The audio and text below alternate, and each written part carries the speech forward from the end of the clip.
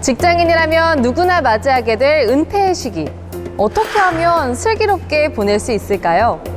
오늘은 국회도서관 북큐레이션 기획도서 끝이 아닌 새로운 시작, 은퇴 후의 삶에 대한 책들 준비했는데요. 국회도서관과 함께하는 화제의 도서도 많은 기대 부탁드리고요. 북큐레이션 기획도서부터 만나보실까요? 자식에게만 기대는 시대는 이제 그만. 자신의 노후를 스스로 책임지는 셀프 부양 시대로 접어든 요즘, 여기 두려운 노후를 안정된 노후로 바꾸는 시니어 설계서가 있습니다. 기존의 노후 대비책이 재테크나 건강과 취미를 중점적으로 다루었다면 책 노후 역전은 이뿐 아니라 인간관계와 죽음 준비까지 노후생을 총망라하여 현실 속에서 실현할 수 있는 바람직한 노후생의 실천 지침을 제시하고 있는데요.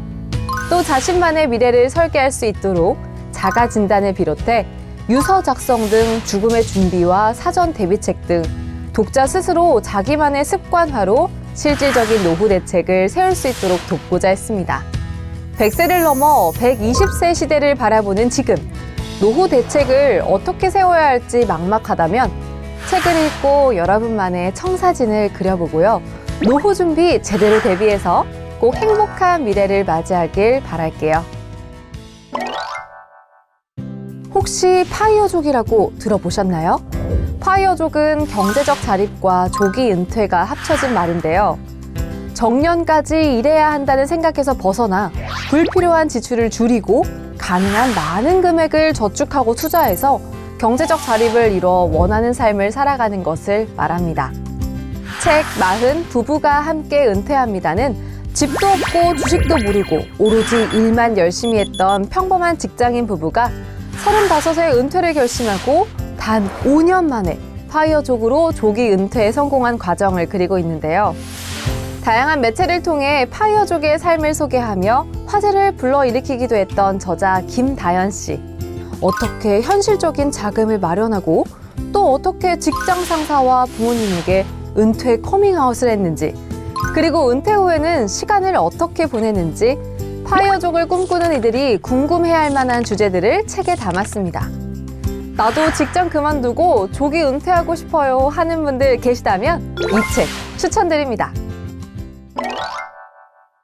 퇴직을 맞은 중장년층을 위한 정책이 마련되곤 있지만 현재 대한민국의 노인복지와 노후 대비와 관련된 사회적 지원은 아직 부실한 편인데요.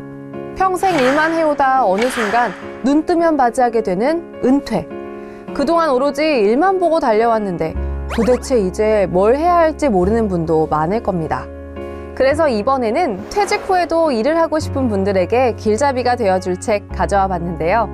책 은퇴하고 즐거운 일을 시작했다는 퇴직 이후 새로운 직업을 선택한 9명의 이야기를 담고 있습니다.